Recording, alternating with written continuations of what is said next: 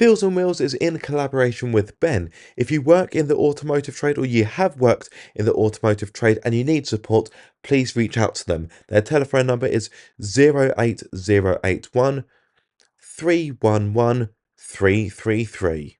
Hello guys, and welcome to episode 3 of Fields on Wheels. Once again, I'm joined by a guest. I'm always going to be joined by a guest. Seems like a silly thing to say. That's the whole premise of this project. Anyway, I'm joined by Jordan Pinnock, and some of you may recognise him. No, he's not my brother. A lot of people think we're related. It's no, we may both be devilishly good looking, but we're not related. Not that I know of. No, but not that I'm aware of either. No. Maybe we'll do a DNA test after we're done. Might have to be done. Yeah. I thought I left my boot open, but it's all good. Yes, you may recognise him from a previous video. In fact, his Fiesta ST, Fran, is right behind us. You might be able to see it on the cameras. And I wanted to get Jordan on because I know, Jordan, you're quite a big advocate of mental health, and you've got a few stickers on your car that signify that. So we're actually off to a car meet, because why not? In Forest Row. Let's turn the heaters down, and let's just have a good old chinwag. So I'm going to start off by asking this the same question that I've been asking everybody. What does mental health mean to you? That's a tricky question. I mean, just kind of almost inner happiness in a way. I like that. Mental health is a lot more than just being sad on social media or being agreed in a dark corner. There's a lot more to it. So trying to kind of be happy with yourself and where you're at, regardless of what's going on, whether things are going well, whether they're going badly. Yeah. It's just important to kind of understand that not every day is going to be a good day, but things will always be all right in the grand scheme of things. Yeah, and that's a good way to sum it up. I like asking that question because I get different answers, which is great. It gives a nice variety. Now, there's one thing when I set this up, you were one of the first people I wanted to get on board with this project. There's one question that I've really been wanting to ask you. The stick on the back of Fran, it says, check on your happy friends.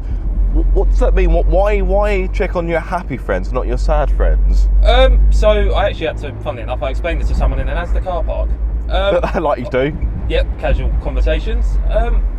Obviously, a lot of people, when they're kind of struggling with their own demons and the things in their head, they put on a smile and just kind of almost fake it to try and feel okay and not to make other people stress out about what's going on. Yeah. So it's almost a case of the people that are trying to smile and the people that are trying to look happy can sometimes be in the worst place possible. So don't just check on the people that are being, obviously still check on your friends in general. Yeah. But you don't know what someone's going through, and the people that are putting on a smile could be going through stuff way worse than anybody else. So don't discount them just because they've got a smile on their face. Yeah, that makes perfect sense. I think, I'm sure you would have seen it. It did the rounds on social media a few months ago.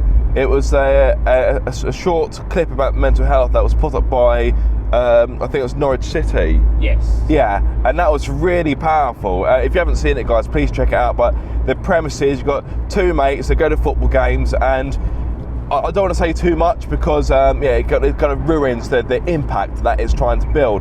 But watch it and you'll understand exactly what Jordan is talking about, because that makes perfect sense. Now, as much as it's not always nice to think about bad times in your life, but again, I've asked this question to everybody. Can you think of a time in your life where you've been in a really bad place, really dark place, and what did you do to get out of it, and what advice did you learn from it that you could pass on to other people? So, I mean, for those that don't know me or don't follow me on social media, I've now lost both my parents before I've turned 25. I lost my mum when I was 12, 11. Yeah. And I lost my dad 2 years ago at the end of this month. Yeah. So that was a big hit, and it probably threw me into like a spiral for a few weeks where I was just locked away in a room, not talking to anybody. So it was a case of just kind of going around my friend Bailey's house. Again, if you follow me on Instagram, you'll know who Bailey is. It's like my brother from another mother, really. And him and his family kind of took me in. If I needed something, they were always there to help. They would always just kind of offer me a shoulder to cry on, offer me a hand. And it really helped just kind of get me back on my feet again, because I was just gone. I was just kind of sitting in a room in a dark space 24/7, just not really knowing what to do. Yeah. So it was just a case of kind of opening up to somebody and just kind of getting everything that was building up and all the thoughts and emotions just out into the public. Yeah. Just to kind of start the recovery back to where I normally am.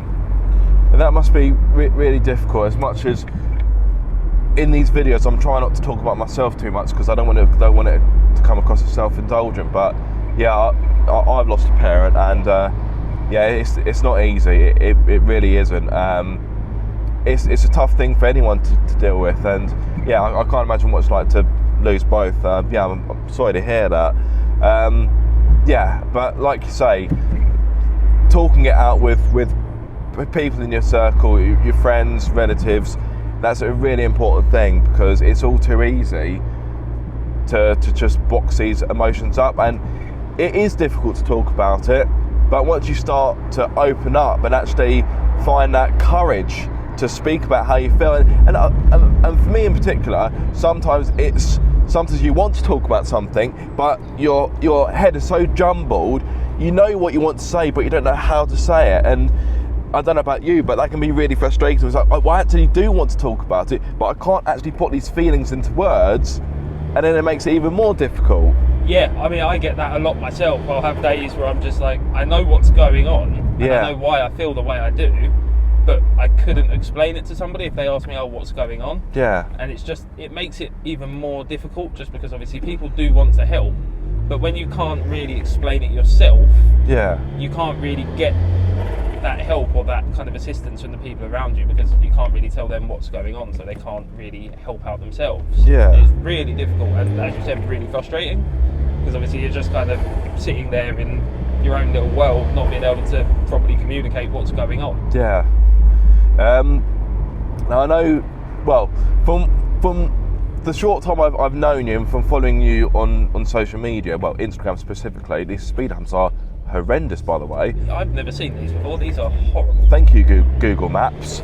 I imagine for you, music is a big thing for you in regards to your mental health. Yeah, massively. So it's also a big thing for me. Music is a really powerful thing, and yeah, it can be a really good way to get you through some difficult times. So what sort of music do you listen to? What gets you through?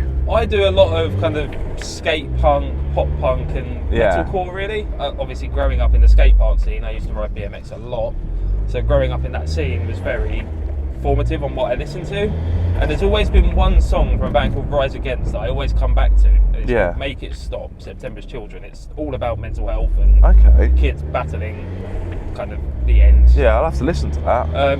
Yeah, it's a very poignant song. If you are going to listen to it, it's worth watching the video as well, because it really tells a story. Okay. And there's one lyric in it that just kind of resonates. It just goes, it's always darkest just before the dawn. Yeah. Because obviously at the end of the day, as much as things can be horrible and you can feel like you're at your absolute bottom, there's always a way out. There's always a way to kind of get back up and bring yourself back up. So it's always darkest just before the dawn. It always gets better. And does Linkin Park come into your playlist? Yes, massively. Yeah. They were the first band I ever saw live. Really? Yeah, I was 14 or 15. Oh, wow. It was a gift that my nan got me for my birthday, and it was incredible. I mean, that's not a bad gift to have, is it? Not bad at all. It was amazing. So yeah, they're like one of my biggest childhood memories. I've listened to them basically since the start. And they've always been that band that I've kind of loved listening to, and a lot of the lyrics, if you know Linkin Park, you'll know that a lot of Chester's lyrics are about kind of mental health issues, depression, anxiety. So it's very, I don't want to say relatable, but if you're in that sort of situation, you really can kind of understand how he feels, and you almost put yourself in his shoes sometimes. Yeah. Speed humps are pretty bad. They are a killer. They are horrible.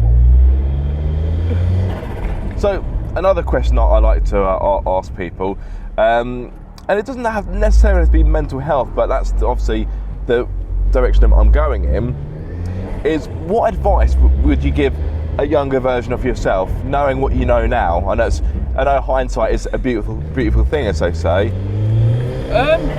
Just kind of don't try and compare yourself to the people around you. I spent way too much of kind of my childhood and early teens trying to be better than everybody around me, or trying to compare myself to people around me, whether that be through BMX or through the education system, cars, or just my friend group in general. I always tried to just be on a level with the people around me and not do things at my own pace.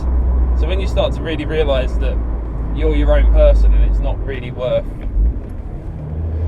winding yourself up over other people, you end up putting yourself in a much better place. Yeah. Because obviously when you're constantly trying to compare yourself to others, and if they look ahead of you, you end up winding yourself up thinking, why am I not there? Why am I behind? When at the end of the day, you could be 10 steps ahead somewhere else. Yeah, exactly. So it's just do things for yourself. Don't do things for other people, and just stay in your own lane. Because at the end of the day, the only person you've got to really prove to is yourself.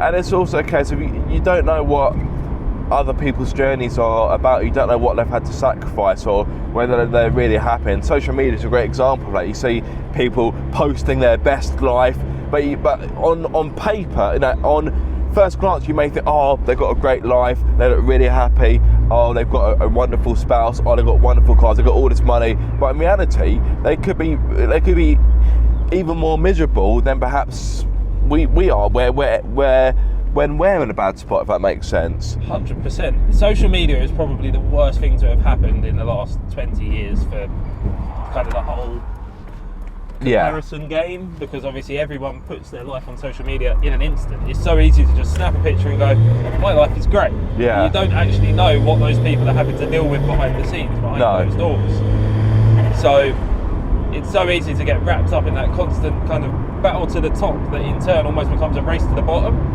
Yeah. So it's just take a step back and just kind of embrace life for a bit. Whether you go out in nature or go and see your friends or do whatever, just don't get so wrapped up in the social media battle and so wrapped up in what other people are doing on the internet that you don't know what they've done, what they've been through, what they've had to sacrifice to get there. So don't compare yourself to people on the internet, because at the end of the day, no one's been through the same thing. Yeah, exactly. And to be honest with you, I really don't think there's anything good to come out of comparing yourself to other people, even more so online, because like you say, every journey is different. Everyone's had to go through their own sacrifices, their own ups, their own downs. No one in life is going to have the exact same start to finish, are they? Exactly. It's all different. Exactly. Some people will get very good starts in life, they'll be successful straight from the get-go. Some people have to work for years to get to a point where they're happy. Yeah. But there's nothing wrong with either of those. Everyone progresses at their own pace and gets to where they want to be in the end. So it's not worth dragging yourself down because someone looks like they're ahead of you on the internet because they've got like a nicer car or they're on holiday. Because at the end of the day, they could have not done anything for 6 months to get to that point. They could have basically spent no money, done nothing with their life for nearly a year just to then have that week of looking good on the internet. But they wouldn't post the hard part of it, they'd just post the results. Yeah. So you don't know what people have had to go through to get to that point in life. So yeah, just don't compare yourself really. So how do you yourself find balance on social media? Do you take any social media breaks or do you limit yourself per day? I mean, I'd say I'm normally pretty good for it anyway.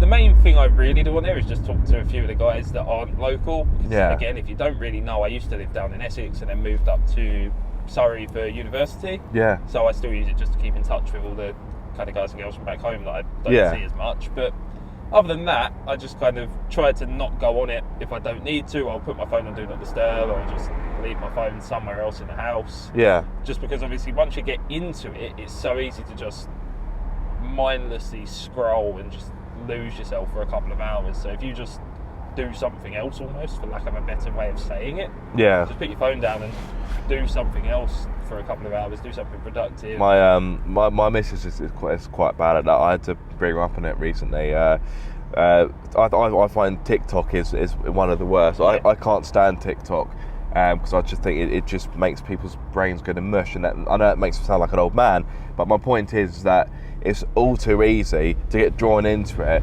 and then you haven't done anything productive with your time, and all of a sudden it's a case of, oh, I've just lost an hour just looking at, let's be honest, mostly nonsense. I'm not saying there's nothing good on TikTok at all. There is, but on the same hand, yeah, it's I don't spend my time on there. No, I mean, I've tried to understand it. Again, this is probably going to make me sound like an old man, even though I'm really not.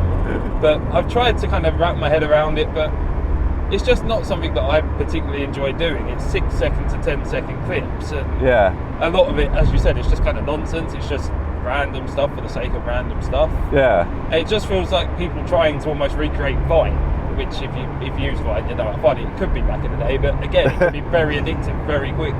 Yeah. And TikTok seems to be even worse for it. And just with all the tracking as well and kind of targeted videos based on what you watch, it's even worse, because as soon as it starts figuring out what you like, it starts just throwing you those over and over and over again. Exactly. You're in. And yeah. Good luck getting back out. How does having a modified car help with your mental health? Because I know project cars can be stressful. Yeah, it's very bittersweet with project cars, isn't yes. it? Because when they're working, they're amazing, and when they're broken, you just hate existence with them because they're a nightmare. But if you're the sort of person that enjoys driving and you enjoy the sound of an exhaust and just enjoy the thrill of being out in a car, then cars can be one of the biggest kind of releases, because you can go out, you're on your own, you're at one with your car. Yeah. And you're just kind of out in the world. And obviously living around here as well, where everything's very green once you're out of where I live, basically. Yeah. It's so nice to just go out, cruise around in nature, just kind of lose yourself for a couple of hours in the world. Well, the drive up here was lovely because it was on the A24 and it's quite a nice road. It's not by any means a good driving road, but it's a nice scenic route, and it's so much nicer than going up the A23/M23, for example. Yeah. And on a morning like this morning, the roads were quiet, sun's out, birds singing, cliche. It was just very pleasant. It was just very, very nice. So, with that in mind, actually, that ties really nicely into my last question. If you were to go out on a drive to boost your mood, what car would you use and what road would you drive on? Oh, that's a good one. So, in terms of car, I mean, it'd probably be between two, I reckon. Oh, yeah, go on. My current ST, because that is my absolute baby. I've been through way too much with that car. Yeah. It feels like it's kind of an extension of me. Or cliche, if you know me, another Mark 1 Cooper up.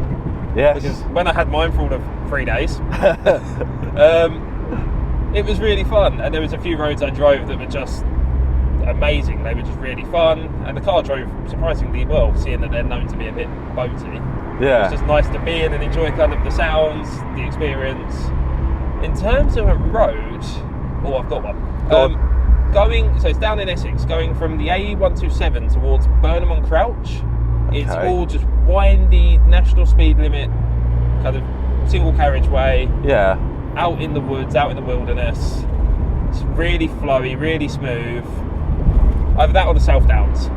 South Downs is good. South Downs is beautiful. Yeah. So one of those two. They're both a very similar kind of experience, and they both got really nice kind of end spots as well.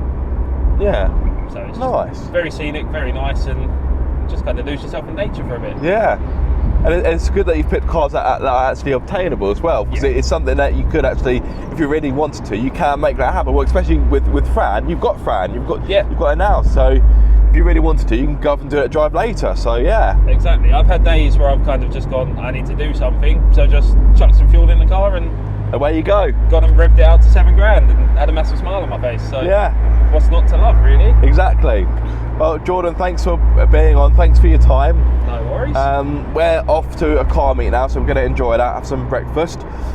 Please do follow Jordan on social media. I'll put the link down here in the video description, and also in the... I said video description, didn't I? You did indeed. Yes. I've not had a coffee yet. That is my excuse.